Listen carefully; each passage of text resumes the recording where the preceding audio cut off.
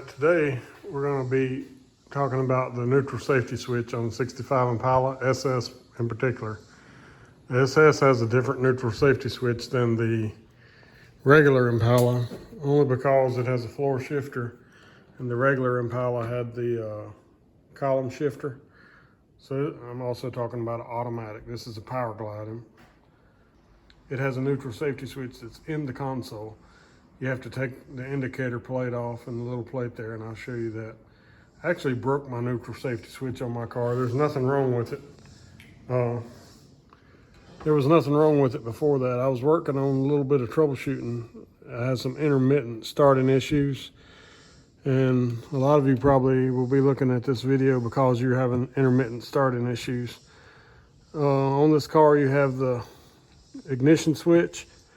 Then the wire goes to the neutral safety switch and then through some connectors back to the starter. So a lot of times if you have problems with the car not starting, the neutral safety switch can be the culprit. This is the neutral safety switch that comes for the console shift 65 Impala. Probably fits other cars too.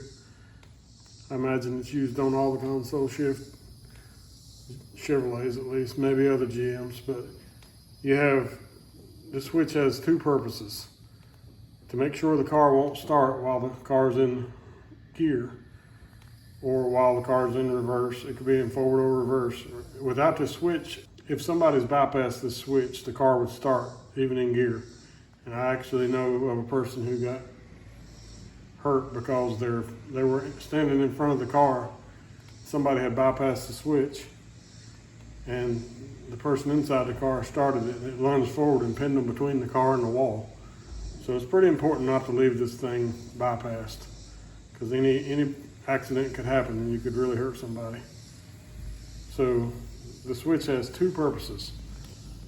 It has two sets of contacts on here. It has the one for the neutral safety switch, which means it will only start in park or in neutral. And then it has this one, which is your backup light switch. So this switch only gets closed contacts when it's in reverse. And you have to adjust. You see how it's got slotted holes? You have to do some adjustments once you put this in to make sure it's adjusted correctly. It's really not too complicated to put in. This is the part that actually goes on your shifter, and it moves to the different positions. And you can test your old one by putting the meter on ohms and putting it between these two contacts, and you can actually move this between park, reverse, neutral, and gear and see if this changes states. That's how you can test yours. And you can also test the reverse switch, because it should only get contact when it's in reverse. So you can do this on a lot of cars, pretty much any car that has a similar neutral safety switch to this. So now I'll go ahead and show you how to take out your neutral safety switch out of your console. So there won't be any power on this switch as long as your key switch is turned off, because the only power that comes through this comes through the reverse switch and through the key switch. So there's really no need to disconnect the battery while you're doing this job. So to take this cover off, you have two screws in the front, one here, one here. And you have two screws in the back of this plate, one here and one here. And I'm actually missing a screw here. But you take those screws out, then lift off the black plate. The indicator lens comes off in two pieces, and you'll have access to the neutral safety switch. So I took the screws out. Now I'm just going to have to lift up on this metal plate, go around the shifter. And then, like I said, you have this lens here. And it's also easy to change out this indicator lens, because mine looked really bad on this car. It looked really ugly, and you couldn't all the paint was coming off the letters and everything. So once you pull that off, you have this light here, and you just simply lift the light out of the way, and then you can see the neutral safety switch. And we'll have to have a wrench to take off the two nuts that holds the neutral safety switch.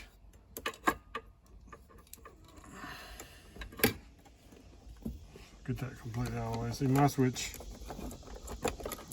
I destroyed my switch. It's actually broken and taken out. But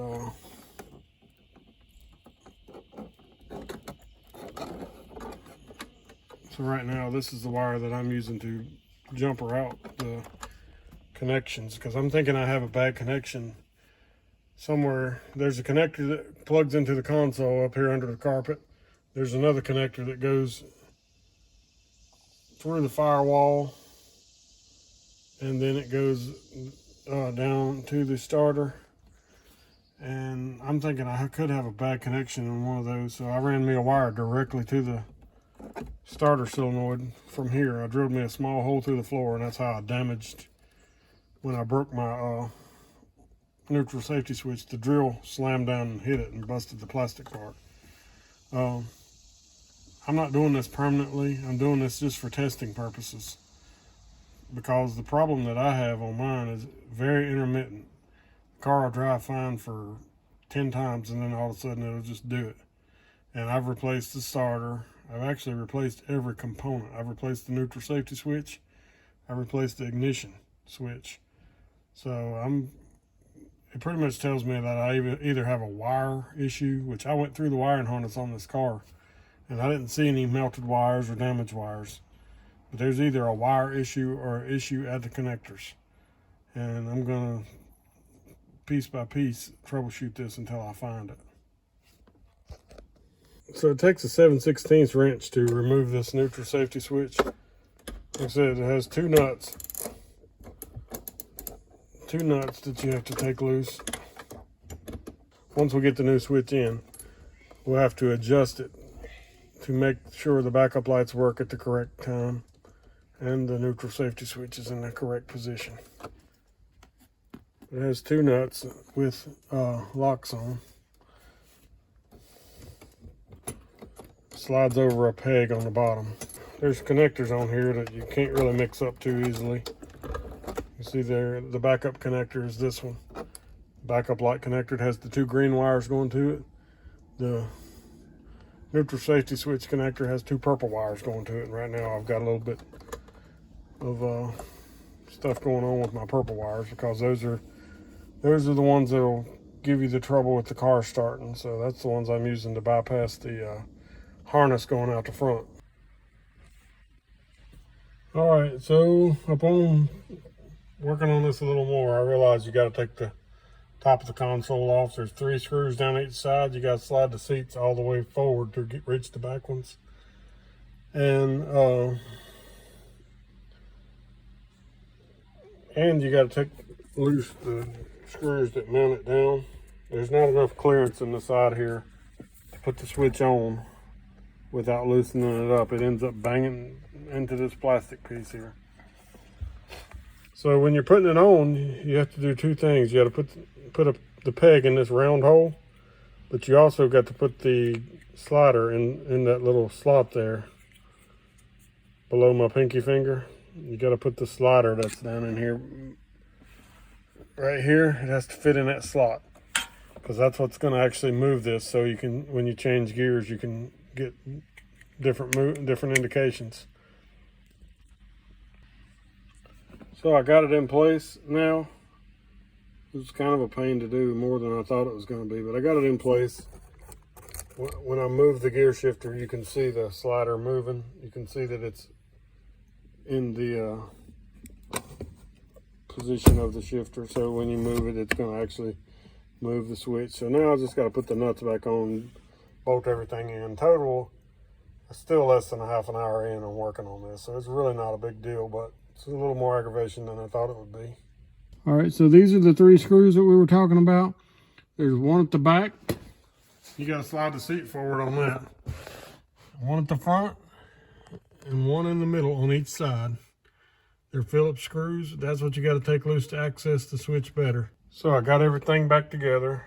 Everything works right. I really didn't have to adjust the switch hardly at all. But I mean, it's just got a little bit of adjustment in it. But you see, car's in park. Started up, works fine. Put the car in reverse, the lights come on. You can't see that, and I don't have another person. But put the car in neutral. It'll start. Put the car in reverse. It will not start. Put the car in drive. Will not start. Put the car in low, will not start. This is really something you don't need to bypass, only while you're troubleshooting, because you could really hurt somebody. If the car can start while it's in gear, it could run over somebody. Could run over yourself if you're working under the hood. Anyway, not that hard to fix. You can get this neutral safety switch on eBay. It's the only place I've really found it. They sell the column shift ones on about every website, but the one for the console, the only place I've found it's on eBay. I'm sure there are other places. But anyway, thought this might be helpful to somebody.